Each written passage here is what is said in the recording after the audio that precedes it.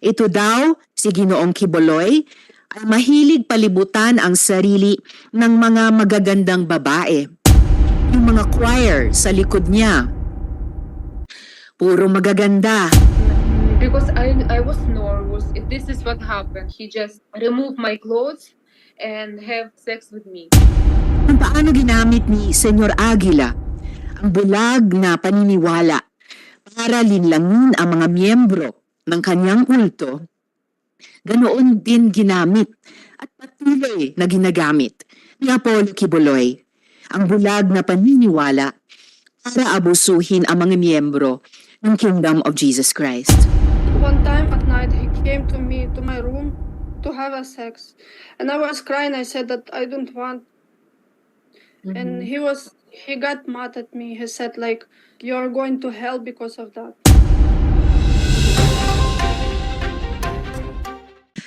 Pagkatapos po ng ating hearings doon sa Socorro, Bayanihan Services Inc., ako po'y nilapitan ng mga ilang individual na may mga karumal-dumal na kwento tungkol sa isa pang organisasyon na ginagamit ang relihiyon bilang cover para mang-abuso ng mga tao. Ako po'y na-shock na madinig kung gaano kapareho ang mga kwento, bagamat mas malaki lang ito at mas matagal ang organisasyon. Mukhang pareho lang ang modus. Ginagamit ang relihiyon para manlinlang ang tao at maghasik ng kasamaan at mga abuso.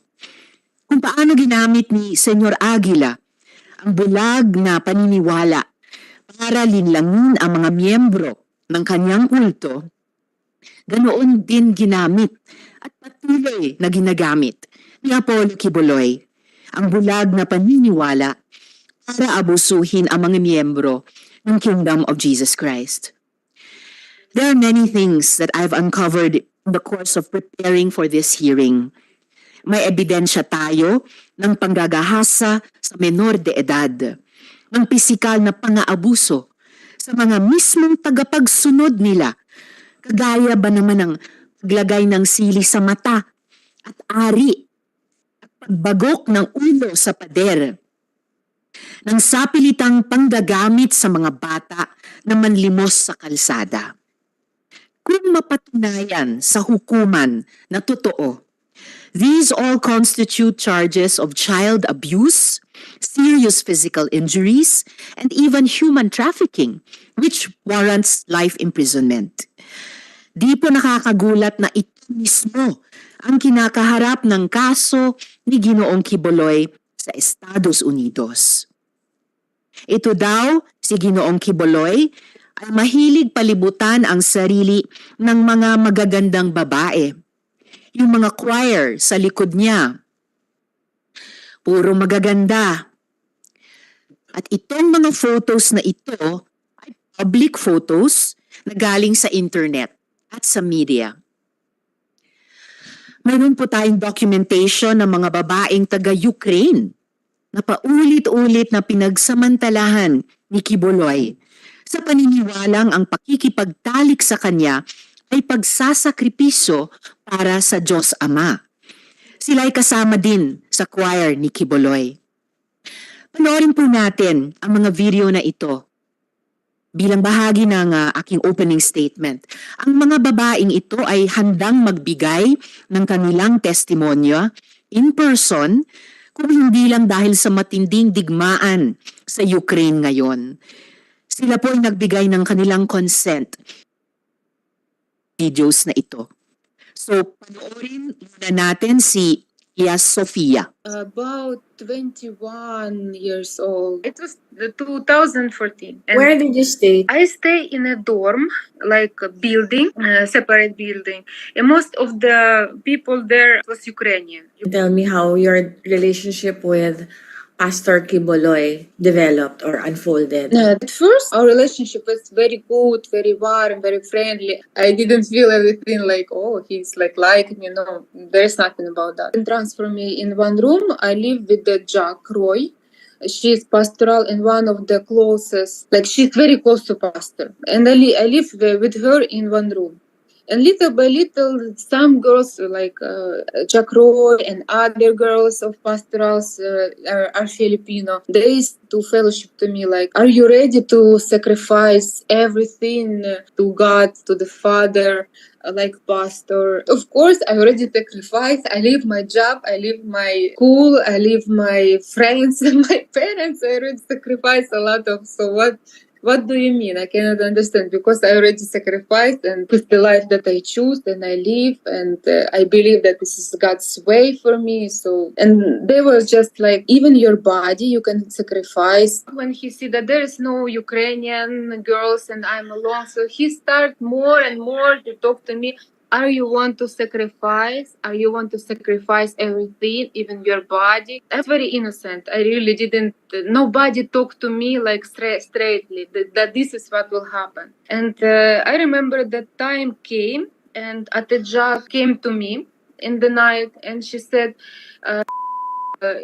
"I want you to massage pastor's feet before he sleep." When Atejak called me for night to massage him, I didn't think that this is what will happen, even though I was nervous. And she saw that I'm crying, but I'm still do what they want me to do. I take a bath, I put this pajama, and I'm crying, I'm scaring, and it's night, and they put me, because I never stay in pastor alone in the night, in the dark, and I was nervous.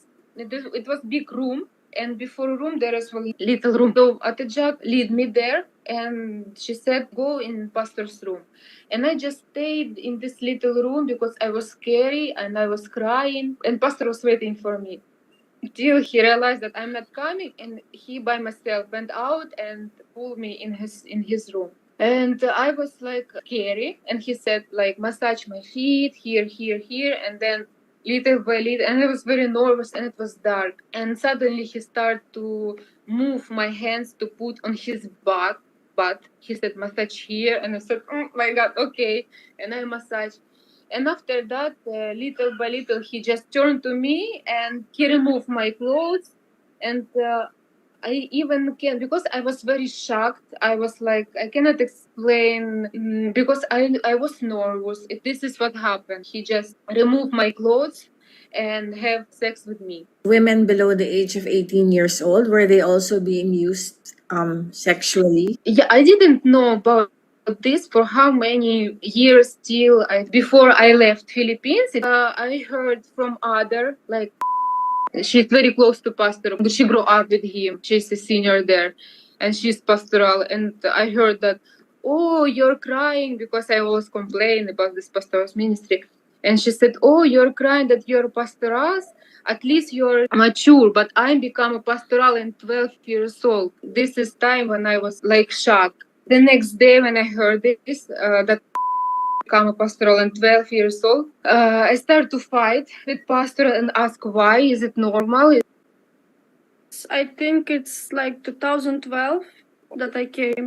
My mom and my siblings, they started to attend first the congregation here in Ukraine. So they were trying me to that I will also join them. They've been like trying to get me in also to the kingdom. What year did you go to Davao? I think it's 2012. Okay, and then can you tell me how you became a pastoral? I became pastoral maybe 5 or 6 months. I remember there was one day we had a preparation for there's ICD, International Children's Day. So I joined the dances, and I remember after it's like late at night, somebody called me and they said that Pastor Quiboloy, like he's waiting for you, he's calling. So I didn't like think anything, and then when Pastor Quiboloy called me, like he was asking me if I will become a pastoral, and he said that you must sacrifice everything, including your body. But I was like very innocent to that. I did not understand. I thought it just sacrifice your body, that it's you will not be married like that. There was time that he was calling me at night again, And then he was trying to explain to me what is the meaning of that. Like you have to like sacrifice your body. It's you have to have a sex with him. Not right away that I was okay with that. It's like maybe 4 months more. Around what month did it start when he started? Maybe it's like summer 2013, something like that. How long were you a pastoral, and how long were you being used by Pastor Quiboloy? If it's from 2013, and then I left 2021. So it's like 8 years, I think. And during that whole period, you were being sexually used by Quiboloy. Yes. You also met the other pastorals, the other Ukrainian pastorals. Yes, all of us. You don't even think that others are like that also, because they're saying like don't tell anybody. It's a very like sacred ministry. Not everybody can like be like that. It's not all the same. It's like once or two times, and the other one they have to be like every week, like night. It's called night duty.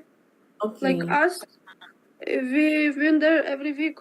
We have to go. There's like schedule for every girl that you have to be there.